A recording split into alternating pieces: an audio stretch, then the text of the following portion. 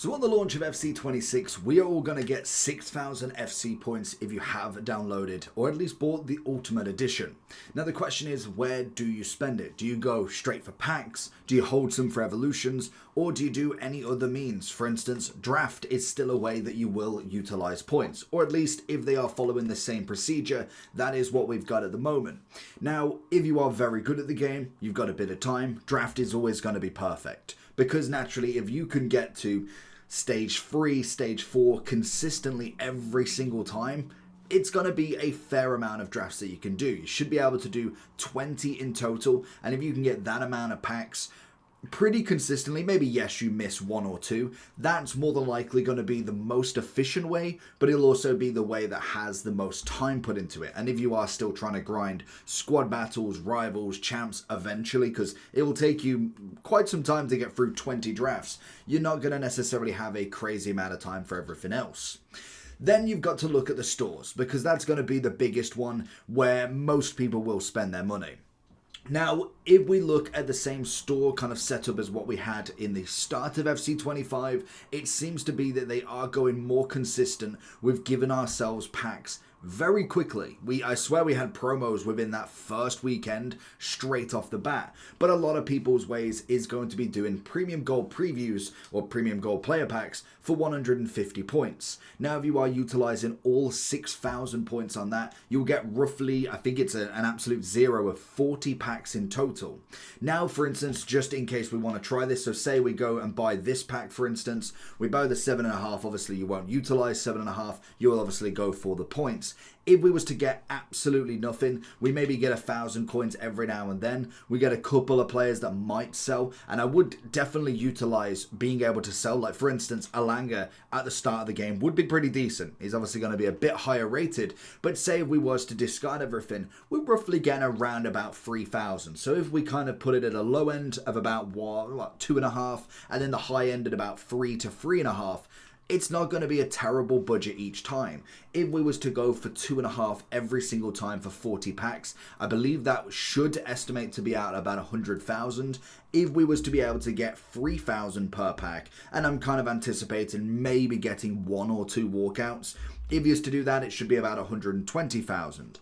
And it's why sometimes it may not be the greatest way to open up gold packs. Because naturally 120k is not bad. For what you've already spent on the game, it's a nice little budget. But there is also a great way that you can make extra coins, and that is through some silver packs. It's obviously utilizing the bronze pack method is no point, so unfortunately that isn't going to be a way. But silver packs can be pretty consistent as well, with the fact that there is leaks going around about silver teams becoming pretty decent.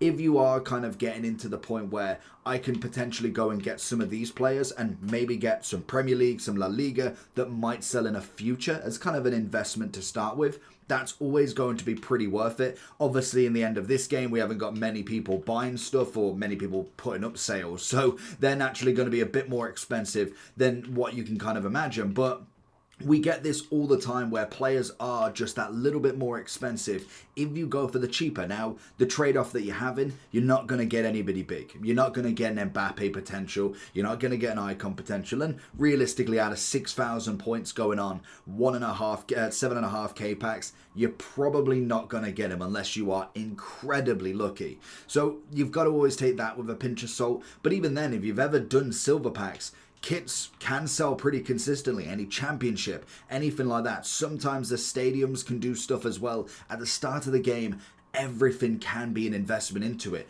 You will get about 1.2, 1.5k back in terms of coins. So if you was to be able to do that, and if we look at the potential that we get 75 points per pack, if we do 6,000 divided by 75, that's going to be 80 packs in total. If again you was managing to make even at 2, 3, 4,000 coins a time, not included maybe a 5k kit that you manage to find. Maybe you get a solid Prem player that is bound to be in an evolution. That's going to be an easy 5k player. You're going to get more back for your money. It is just the fact that you won't get a solid choice. You won't get the chance of a CR7 who's going to be incredible for evolutions. You're not going to get a chance at any of the heroes. So that is always the trade-off that you're paying. But naturally, silver packs have always been consistent with getting you the most coins.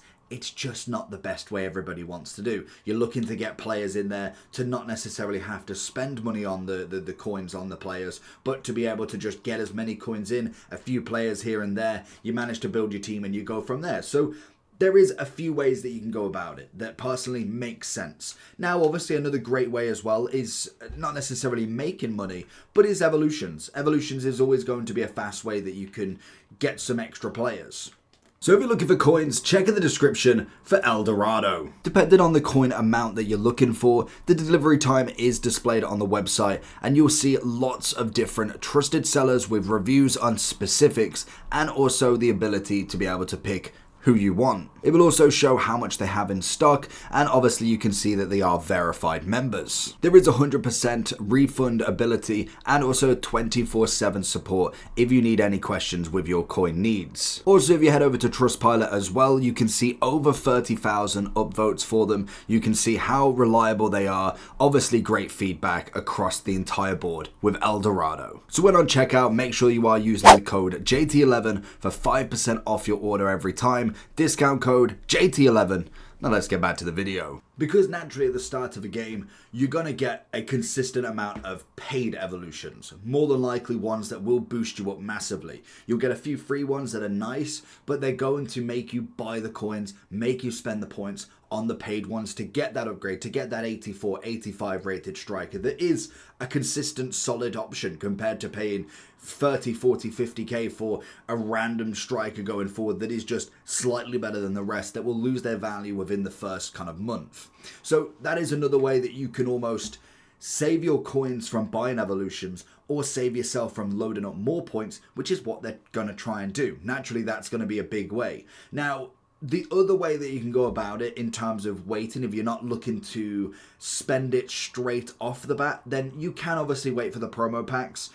I personally am a bit half and half with them because they do rack up very quickly. Like, you look at the amount that they've got here, whether we get the consistent amount, I don't know the correlation between has this truly worked in terms of getting the most money back, the most coins spent, or is it too much? Personally for me, I used to love the happy hour. If you're going way back into like FIFA 13, 14, double chance of man of the matches, even then to the point where they give us 100k lightning rounds, then eventually bringing in the ultimate pack at 125, that seemed fine. Now they've gone down the kind of guaranteed route.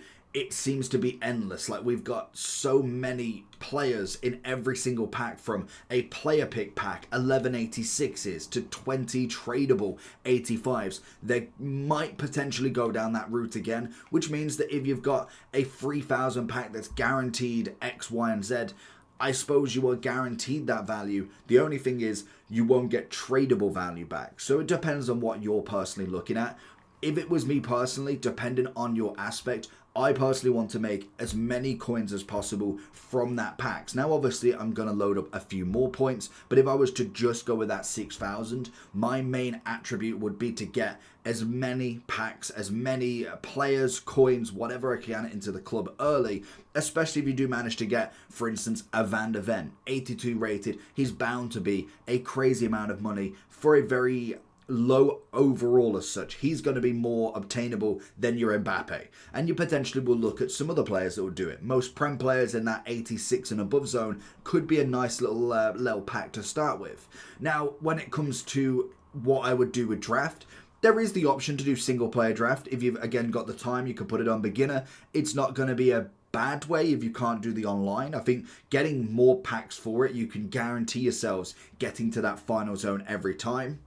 You are obviously going to get a lot less of your kind of coins back compared to online, but you do get a consistent amount of decent packs. And like I say, if you can do 20 drafts of this, you probably will end up with more back than just buying gold packs, but it is just a massive time sink. So you have got to weigh up the options of where you personally want to go with this. And also, I don't know if there's any other modes, for instance, something like the Gauntlet. Is there going to be anything that will require FC points that we don't know about? That's just, naturally, there's nothing that's come to the table that is going to be another FIFA point sink, but naturally, they're going to be the main ways we know right now. So I think time-wise, very good at the game. Online draft is going to be your best friend, especially if you have the time.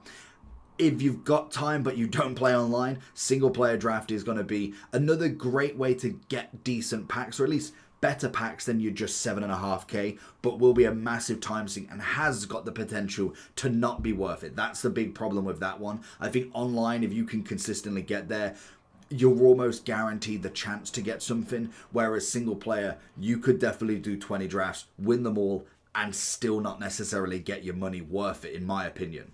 Then obviously you've got the 2-pack methods, other than evolutions, which is kind of holding to not spend more. You've obviously got the silver and gold packs. Now for me, silvers are always going to be worth it, and I can say it till I'm blue in the face. Silver packs will always be better than gold at the start of a game for the coin value of guaranteed. You are always guaranteed in 80 packs to get a few kits that are definitely above more than what gold you could potentially get.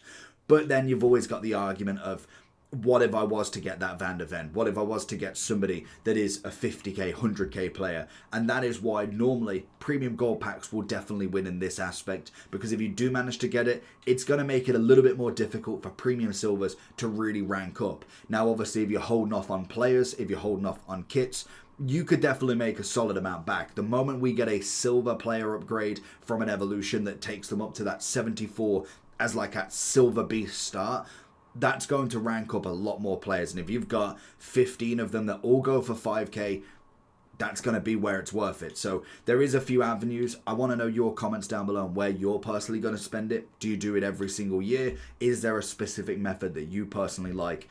And I want to know. And then obviously bronze pack method is going to be fantastic once you have the coins. And we'll get into that once the game's out. So leave a comment down below. Make sure you like and subscribe. And I'll catch you all for that next one. Peace.